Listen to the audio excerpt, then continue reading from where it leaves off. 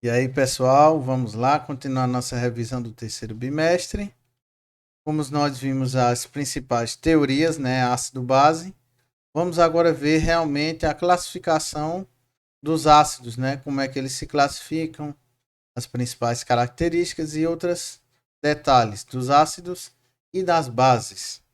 Vocês estão vendo aí uma foto de limões, laranja, essas coisas, por quê? Essas frutas têm o que? A característica ácida, né?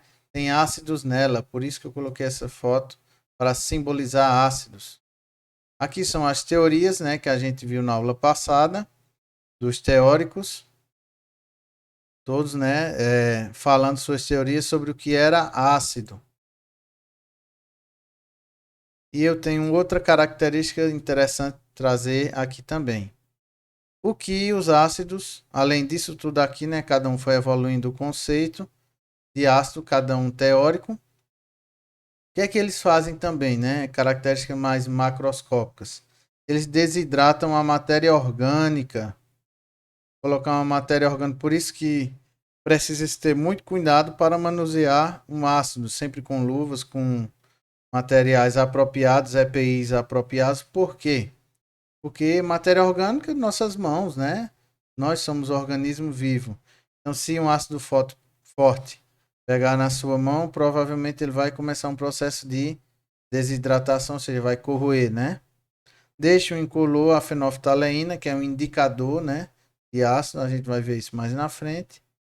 E neutralizam bases formando quem? A reação de neutralização, não esqueçam disso, forma sal e água. Ácido mais base, sal e água. Tranquilo? Vamos avançar. Como os ácidos então se classificam, né? Essas substâncias, segundo as várias teorias, sofrem ionização, ou doam prótons, ou recebem um par de elétrons, né? Aquela coisa toda. Quanto à presença, vamos ver aqui. Quanto à presença de carboxila, olha, carboxila, que é o carbono aqui, significa o quê? Que podem ocorrer ácidos orgânicos de natureza orgânica por conta da presença do carbono. Lembram, né? Aquela classificação de orgânicos e inorgânicos. Então, se você vê essa cadeia aqui de carboxila, carbono, dois oxigênios e um hidrogênio, saiba que esse ácido é um ácido do tipo orgânico. E o resto dos ácidos que não tiver essa cadeia são os ácidos inorgânicos, né? Aqui, ó, o hidrogênio com o resto, formando apenas um ácido normal inorgânico. Se você ver essa cadeia aqui, ó, já se lembre que isso aqui é um ácido orgânico. Os ácidos também contêm oxigênio em sua fórmula, não somente hidrogênio. A maioria, a grande maioria são hidrácidos, porque só tem o hidrogênio. Veja o H, só o H e outro componente. Os oxiácidos já está aqui até marcado, porque além do H e de outro elemento, eles também têm oxigênio em sua fórmula. Então, se você vê um ácido que tem oxigênio, já sabe que ele é oxiácido. Se ele não tiver, professor, ele é um hidrácido, é um ácido normal. E, dependendo dos compostos, eles podem ter, dependendo do número de elementos químicos, né? Por exemplo, o HCl é o quê? Só hidrogênio e cloro, então ele é binário. Bi vem de dois elementos químicos formando aquele ácido. Tem ácidos com mais elementos? Tem, ó, aqui, ó, ternário vem de três, ó. Hidrogênio, o enxofre e o oxigênio, certo? Aqui, ó, hidrogênio, fósforo e oxigênio. São ácidos de que tipo? Quanto ao número de elementos, ele é um ácido ternário. Existem ácidos maiores? Existe, ó, aqui. Quaternário, com quatro elementos químicos, ó. Hidrogênio, ferro, carbono e nitrogênio. Quatro, né? Então, quanto ao número de elementos, ele tem binário, ternário ou quaternário, tranquilo? Quanto ao número de hidrogênios ionizáveis, olha, lembra da questão na visão de Arrhenius, Os ácidos são o quê? Substâncias que sofrem ionização. Então, dependendo dessa ionização dos seus hidrogênios, eu vou considerar ele se é monoácido, diácido, triácido ou tetrácido. Como funciona?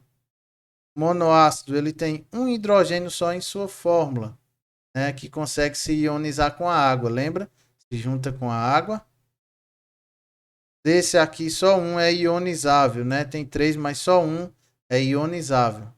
Diácidos, tem dois, ó. Veja que esse aqui tem três, porém são dois que se ionizam. Um fica ainda ligado com HPO3, certo? Só dois ionizam. Triácido já está dizendo três.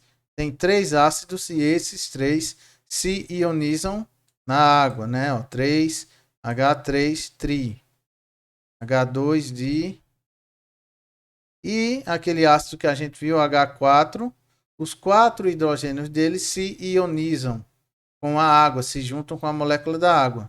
Então, eu considero ele um tetrácido em relação aos hidrogênios que são ionizados dentro da solução de água. Tranquilo isso? Tranquilo, né? E a força? Existem ácidos fortes e ácidos fracos, como a gente viu lá na definição já de Arrhenius, né? É o que? Em relação ao número de moléculas. Aqui eu estou falando de um átomo, o átomo de hidrogênio, e aqui eu estou falando em relação à molécula toda do ácido, certo? Como é que acontece? O forte tem um grau de ionização acima de 50% em questão da sua massa, né, de porcentagem. Quem são os fortes? Eles ionizam quase praticamente 100%. Esses ácidos aqui, ó, são considerados um grau de ionização forte com a água, são eletrólitos fortes também, né? Lembram dessa comparação? Existe o moderado, né? Nem é tão forte, é de 5 a 50%. O ácido fluorídrico, né? Ele não reage 100%, ele reage até a metade dele, das suas moléculas, reage com a água, a outra metade não reage. E existem os ácidos fraquinhos, que ionizam abaixo de 4%. São os demais ácidos. O restante dos ácidos que existem não ionizam muito bem com a água, né? Poucas, como vocês viram lá naquele experimento, lembra na animação? Poucas moléculas vão reagir com a água. O resto continua lá intacta. Não vão sofrer ionização, né? No caso do ácido acético, por exemplo, que é o ácido do vinagre, ele reage muito pouco com a água, então ele tem um grau de ionização baixo, ele é considerado um ácido fraco. Vamos lá. Como é que eu coloco o nome nesses ácidos, né? A nomenclatura dos ácidos. É bem simples, pessoal. Nos hidrácidos, ou seja, aqueles que não têm oxigênio, seguem a regra básica. O nome do ácido, ácido, né? O radical do elemento que compõe e o, o final hídrico, certo? Por exemplo, H, que vai compor o ácido, né? H e Cl. Cl é quem? Elemento cloro. Então, ácido, cloro de cloro e hídrico, ácido clorídrico. Mesma coisa aqui, ó. Hidrogênio, tal, beleza? Ácido quem? Né? De enxofre, só que o nome de enxofre é o nome em latim dele, né? Por isso que é sulfur, que é o nome em latim. Sulfídrico, tá vendo? Sulfídrico. Hídrico é o final, né? Para hidrácidos. E ácido o que? Se é o bromo, ácido bromídrico. Segue a regra. Radical do ácido, radical do elemento, né? Que compõe o ácido. E o final hídrico. Bem tranquilo, né? Os oxiácidos são um pouquinho diferentes. Como é a regra? O ácido, né? Sempre começar com o ácido. O elemento central e o final não é o oxigênio. Vai depender de como o oxigênio tá. Se o NOx estiver maior, é ico. Se tiver menor, o NOx daquele oxigênio é oso. Por exemplo, ácido nítrico. Porque ó, o NOx do oxigênio está lá em cima. Se está maior, eu uso ICO, ácido. O elemento central, veja que parece, né? A regra. E o finalzinho ICO, porque o NOx está alto, né? Bem maior do que o NOx comum do oxigênio. Você já sabe. No ácido nitroso, veja que a coisa muda, né? Ácido nitre de nitrogênio, né? O elemento central. Ioso, porque o NOx caiu, ó. Em relação ao outro, o NOx está menor, está mais 3. Ácido sulfuroso. Aqui, ó. Qual é o NOx? 4. Ou seja, em relação aos outros elementos, o NOx foi reduzido. Então, uso. Se o NOx permanece alto, ó, mais 6. Veja como está alto. No caso do ácido sulfúrico, eu uso ICO. Ácido sulfur de enxofre, né, em latim, e ICO. As regras, essas regrinhas aqui, vocês aproveitam e podem tirar um print. São bem tranquilas, né, para nomear os ácidos. Não tem muita complicação. E agora nós vamos ver o que, pessoal? Ácidos importantes para o nosso dia a dia, para a economia, para a fabricação de coisas em geral. Quem são eles? Ácido sulfúrico. Como ele é um líquido incolor, meio oleoso, numa densidade alta, né? É um ácido muito forte e reage com metais. É aplicado em baterias de veículos, aquela solução, né, que se chama. Ah, vou colocar a solução no meio, na bateria do veículo para ela ficar melhor. A solução é baseada em ácido sulfúrico. Então imagine aí, um ácido muito importante para a fabricação de baterias de carros, ó. Então, a importância dele é muito grande. Ácido clorídrico também é importante. Ele se hidrata com a água, ele tem um forte odor, além de ser sufocante. Ele é utilizado na limpeza de peças metálicas, superfície de mármore tranquilo. Olha um detalhe interessante, ele é encontrado no suco gástrico humano. Ele é um dos responsáveis por digerir as nossas proteínas. A comida, quando a gente come lá, a parte que é digerida no estômago é por conta do ácido clorídrico, HCl, né? E ele é muito conhecido também como ácido muriático.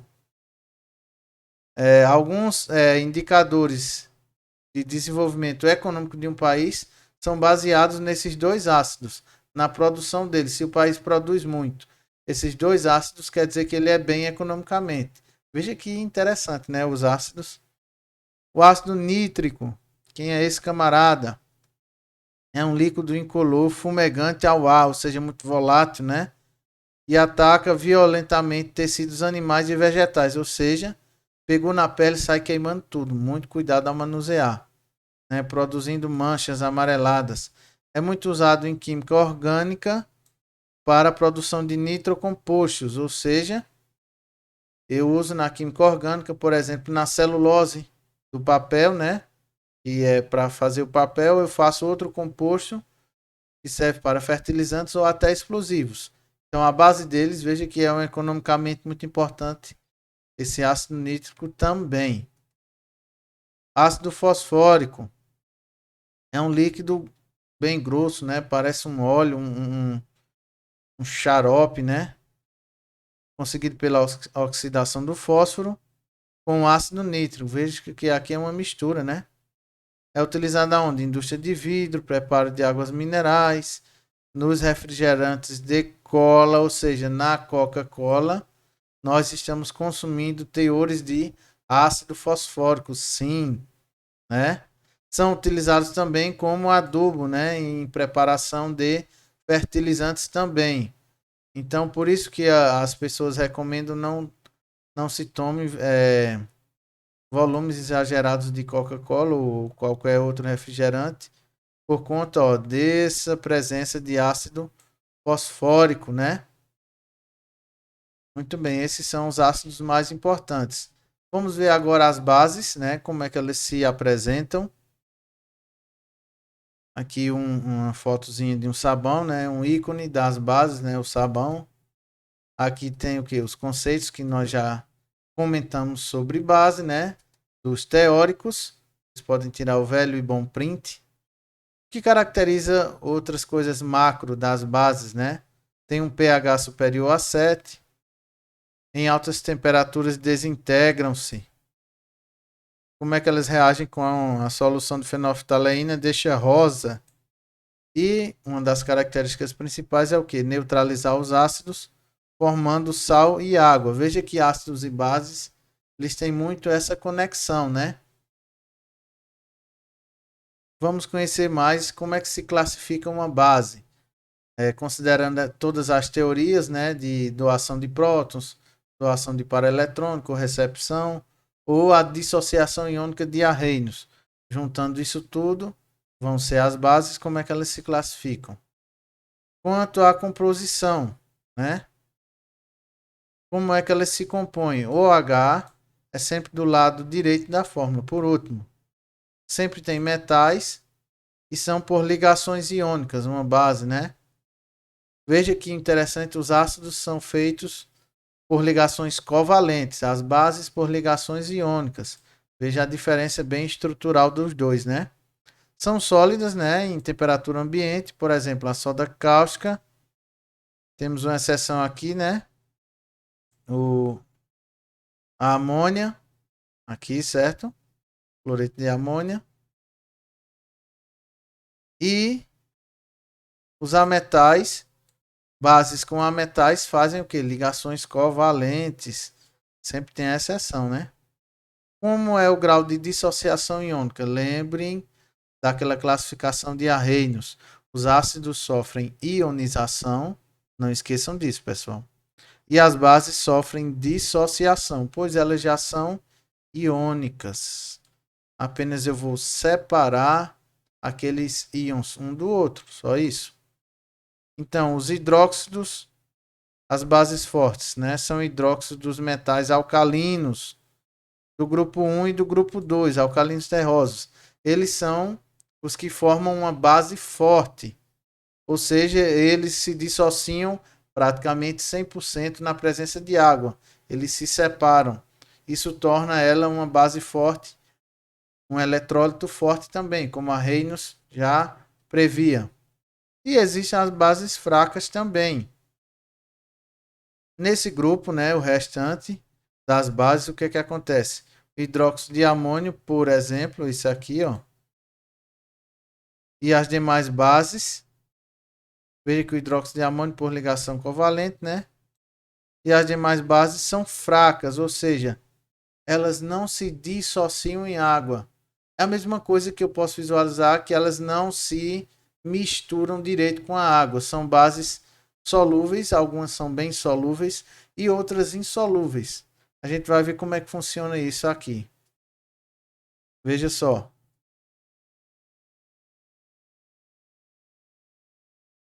Quanto ao número de hidroxilas, né, aquela OH que compõe a base. Existe base só com uma. Assim, o radical é mono. Duas hidroxilas compondo ela, eu chamo de bases, né? Três hidroxilas, tribases. E existe até com quatro, né? Quatro hidroxilas na fórmula, tetrabases. Então é bem tranquilo, né? Encontrar o número de hidroxilas, mono, di, tri ou tetrabases. Tranquilinho? Quanto à solubilidade em água, foi aquilo que eu estava comentando. Existem bases totalmente solúveis, que são as do grupo 1 e o hidróxido de amônio, né, a exceção, que não é do grupo 1. Metais alcalinos, então aquela coluna 1 todinha, aqueles metais formam bases que são solúveis, se dissolvem em água. Do grupo 2, metais alcalinos terrosos são parcialmente, não são tão solúveis, não se dissociam, não se misturam 100% com água. Grupo 2, lá da tabela periódica, os metais do grupo 2. E todo o restante das bases, né, que vem depois, que formam base, são insolúveis. Os demais hidróxidos. Então você totalmente solúveis, grupo 1, metais, bases feitas com os metais do grupo 1. Parcialmente, meio solúveis, digamos assim, metais do grupo 2. E totalmente insolúveis, o restante das bases. Tendo esse parâmetro, você não erra de jeito nenhum. Nomenclatura das bases. É bem mais fácil até que os ácidos, né? Como é que eu chamo uma base? Eu chamo hidróxido, por conta da hidroxila, né? Lembra desse nomezinho radical? E o nome do elemento. Só isso. Por exemplo, hidróxido eu coloco na frente, né? De que? Né? O sódio que está aqui, o sódio metálico, é um hidróxido de sódio, famosa soda cáustica. Como é que eu chamo aqui? Hidróxido, por conta que é uma base, né? A hidroxila aqui, de que? De ferro 2. E como eu chamo esse, o tão famoso também, hidróxido, da hidroxila, de que? De alumínio. Então a nomenclatura das bases é muito tranquila. Então você colocar o nome hidróxido de e o nome do elemento que compõe. Só isso, tranquilo? As bases importantes, né, para a economia, para o nosso dia a dia, hidróxido de sódio, essa é a mais famosa, né? Famosa soda cáustica. É um sólido branco floculado, muito solúvel em água. Realmente ele dissolve praticamente 100% em água, né? Extremamente cáustico, ou seja, causa danos, né? Desidrata gorduras, branqueamento de fibras de celulose para fazer papel, por exemplo, folhas de papel, né? Fabricação de sabões, detergentes e N aplicações, né? A soda cáustica é muito importante para fabricação de vários produtos, né? Produtos de limpeza e tal, muito importante. Hidróxido de cálcio, altamente importante. É uma suspensão aquosa leitosa, ou seja, quando está em água, aparência leitosa, com leite, né? Obtida a partir da cal virgem. É usado em que? Na caiação, ou seja, na pintura de paredes, muros, neutralização de solos. Quando o solo está muito ácido, é colocado o hidróxido de cálcio lá para corrigir o pH e até na fabricação de doces. Veja como é importante o hidróxido de cálcio, né? Ou a cal hidratada, pode ser chamada assim também. Hidróxido de magnésio. Com certeza você, seu pai, sua mãe, seu avô já consumiu isso aqui. É uma suspensão leitosa, ou seja, o hidróxido de magnésio ele já não é bem solúvel, né? Quase que não é solúvel em água. É uma suspensão, ele fica, aquela base fica suspensa, ela não se mistura muito. A partir do óxido de magnésio, ela é conseguida. É usada como antiácido estomacal, então para combater aquela velha azia, né? E também usada como laxante. Conhecida pelos mais antigos como leite de magnésio. Quem nunca tomou leite de magnésio, né, para azia? Então essa base é altamente comercial e importante, né? A indústria farmacêutica. Outra também que é muito consumida, importante, hidróxido de alumínio. É uma suspensão também, né, só que mais gelatinosa. Pode ser trabalhada, né, em solução aquosa também no tratamento da água, veja só. Então ela faz o que, ó? Ela pode adsorver, ela pode pegar moléculas orgânicas que estejam em solução aquosa, ou seja, se a piscina está suja, coloca hidróxido de alumínio que ele vai capturar aquelas partículas esverdeadas de lodo, aquela coisa, ele vai flocular, ele vai englobar aquilo ali e vai retirar a sujeira da água. Ele é muito utilizado em piscinas, né? E também é usado como antiácido estomacal também, para preparação de placas, resinas também, ó, e pinturas. Dá para fazer tinta, também serve como base de tinta, o hidróxido de alumínio. Então essas são as bases mais importantes, comercialmente falando, né, que nós temos. Muito bem, pessoal, ficamos por aqui, vimos agora ácidos e bases, e até a próxima aula, fiquem na paz.